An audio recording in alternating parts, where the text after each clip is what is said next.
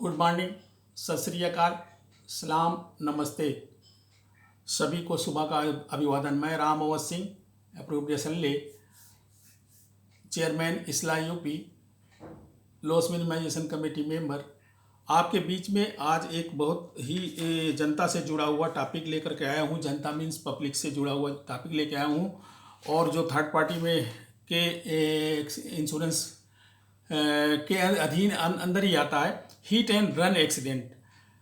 Heat and run accident होता क्या है, इसको जो है ना, अब आप सभी लोग जानते हैं कि मोटर व्हीकल एक्ट जो बनाया गया था वो एक सोशल लेजिस्लेशन था। सोशल लेजिस्लेशन जिसमें वेलफेयर था, और वेलफेयर किसका था? पीपल का था, जनता का था। The motor vehicle act 1988 is a piece of social legislation and its provisions are design to protect the right of victim of the road accident. जो रोड एक्सीडेंट के विक्टिम्स हैं उनको उनको उनको प्रोटेक्ट करने के लिए ये लेजिस्लेशन बनाया गया था।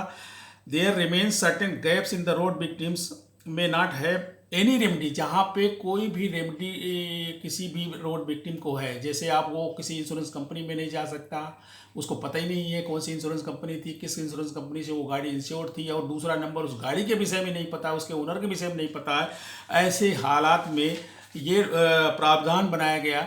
और उस प्रावधान को कैसे बनाया गया है? लॉ कमीशन की रिपोर्ट 51st रिपोर्ट में रिकमेंडेशन दिया गया था कि उसके लिए जो है ना रास्ते निकाले जाएं और बनाया जाए जो सोशल वेलफेयर हो सके, और उसके लिए कानून बने, अमेंडमेंट हुए। उसका क्या है? Recommended legislation provision was as follows. कैसा है? पहले सेक्शन में बोलता है, where an accident involving the death और bodily injury to a person caused by or arising out of the use of motor vehicle occurs and it is proved that a claim for compensation in respect of such accident cannot be made because the person liable to pay such accident cannot be ascertained after reasonable efforts. The person entitled to such compensation shall be entitled to receive it from the state. मतलब अगर कोई road accident हो गया, road accident मार करके चला गया, disablement हो गया या डेथ हो गई, अब उस आदमी को सर्टेन हुआ ही नहीं, पता ही नहीं है, कहीं कैमरा नहीं है, कहीं कुछ नहीं है, उसका गाड़ी नंबर नहीं नोट हो पाया, उसको रीजनेबल ढंग से ढूंढने पर भी नहीं पता लग रहा है, तो ऐसी हालात में जो क्लेम बनता है वो स्टेट की जिम्मेदारी बनती है। वो जो कंपनसेशन देना चाहिए वो स्टेट को देना चाहिए। Where in respect of any accident any claim is made under sub section 1। Sub section 1 में जो क्लेम बनता है उसके विषय में बता रहे हैं। It is found that the claimant has received or is entitled to receive any sum as compensation or indemnity from any person other than the driver और owner of the motor vehicle which occasioned the death or bodily injury, the amount to be awarded to the claimant against the state under subsection 1 shall be reduced by the that sum. अगर ऐसी हालत में मान लीजिए उनको पता नहीं लगा है, किसी और जगह से कोई क्लेम मिल गया हो, तो वो क्लेम इस क्लेम से रिड्यूस किया जाएगा। अगर दिया गया है, किसी अन्य से दिया गया है, other than the driver owner of that vehicle, उसका चिन्हित नहीं हो पाया, आइडेंटिफाई नहीं हो पाया, और किसी माध्यम से उसको मिल गया है, तो वो रिड्यूस किया जाता है। उसके लिए एक प्रावधान दिया है। The motor vehicle act 1939 was amended. उसमें अमेंडमेंट किया गया, चैप्टर 7A जोड़ा, उसके बाद उसके सेक्शन भी बढ़ाए गए। सेक्शन जो ना 161, 162, 163 और 109 में ABC 3 सेक्शन बनाए, और जो इसी बात को क्लैरिफाई करते हैं, लॉ में क्लैरिफाई करते हैं, मोटर व्हीकल एक्ट में क्लैरिफाई करते हैं।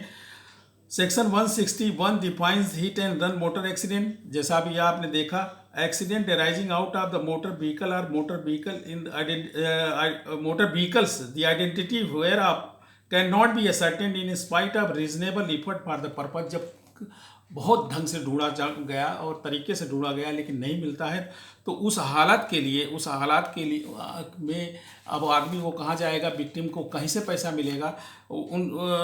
उसके लिए ये प्रावधान बनाए गए हिट एंड रन केस के। वो प्रावधान के जो है ना, वो लॉ कमीशन की रिपोर्ट के हिसाब से बना। जैसा मैंने पीछे बोला कि लॉ कमीशन ने 2 चीज़ें फर्निश करी कि उसको ऐसे लोगों को स्टेट क्लेम देगा, और वो कहीं से कहीं क्लेम मिलता है तो उनमें से वो अमाउंट रिड्यूस हो करके जो इस खाते में क्लेम बनते हैं उसे पेमेंट दिया जाएगा। अच्छा, सेक्शन 68 में बोलता है this section provides for payment of compensation from solatium amount, solatium fund से, कंपनसेशन फंड से दिया जाएगा। और वो क्या है, in respect of death of any person resulting from a hit and run motor accident. और नाउ ये फिक्स्ड अमाउंट ₹2 लाख, पहले 50,000 था, अब 2 लाख रुपए हो गया है। अगर ग्रेवियस हर्ट हुआ है, उसे पहले 12,500 था, अब 50,000 हो गया है, मतलब दोनों को 4 गुना कर दिया है।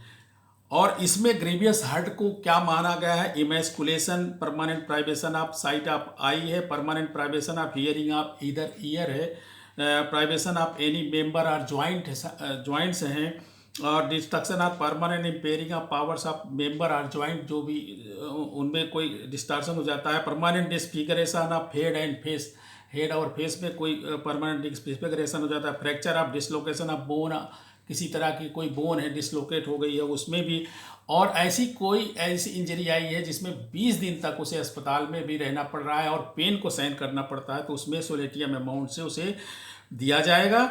और सेंट्रल गवर्नमेंट इसको मैनेज करती है, और ये पहले 1 अक्टूबर 1982 से ही चालू हो गया है। According to the earlier amendment act the finance solatium finance mean जो फंड है उसको सोलेटियम को कहाँ से दिया जाएगा, कैसे दिया जाएगा, उसके लिए बताता है कि स्टेट गवर्नमेंट या सेंट्रल गवर्नमेंट मिलाकर के 30% देंगे, और 70% insurance companies means general insurance companies देंगे। जो भी जनरल इंश्योरेंस कंपनी का जो फंड है उस फंड में ये अपना शेयर 70% शेयर करेंगे।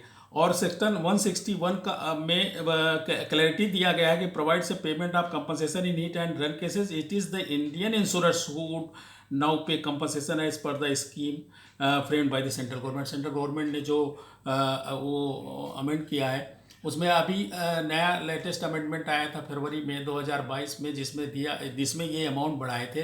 रोड ट्रांसपोर्ट अथॉरिटी ने कराया, ministry of road transport authority ने वो क्लियर किया, अपना नोटिफिकेशन दिया था, फिर वो ऐड हुए हैं और वो बढ़ भी गए हैं।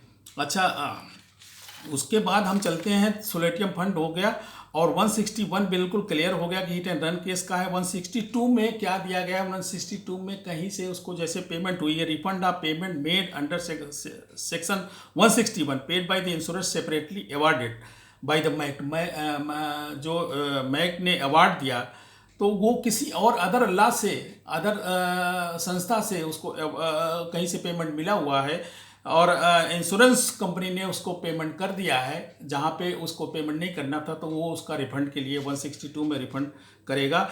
Before awarding the compensation the claim tribunal court और authority has to verify whether compensation has already been paid under section 161 or an application for payment of compensation is pending. If the compensation has already been paid under section 161, then the tribunal or court, as the case may be, should direct the person liable to pay compensation award by it to refund to the insurer so much thereof as is required to be refunded.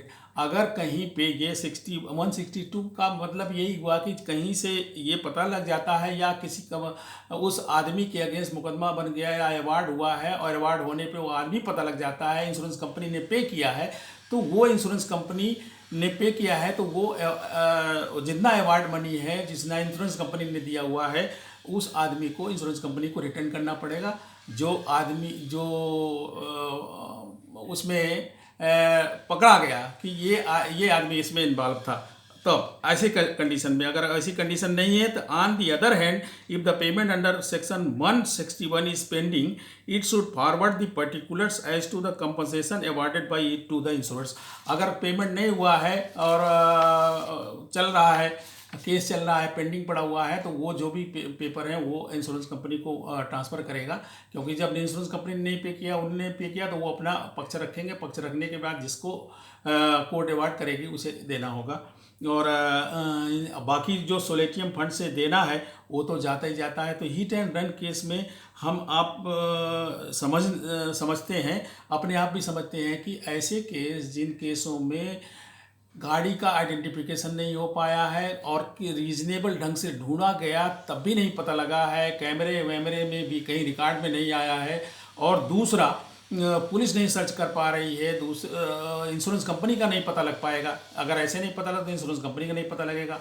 तो उस case में जो भी जिम्मेदारी है state की है, state ने अपनी जिम्मेदारी लेते हुए ये सोलेटियम फंड दिया, जिसमें सेंट्रल गवर्नमेंट, स्टेट गवर्नमेंट मिल करके प्लस जनरल इंश्योरेंस कंपनियां मिला करके वो फंड देती हैं। उसी फंड से उनको पैसे दिए जाते हैं। यही case hit and run case में माने गए हैं। और इस पर जो है ना सरकार ने इसे वेलफेयर के रूप में लिया है। और वेलफेयर मोटर व्हीकल एक्ट ही पूरा वेलफेयर का है।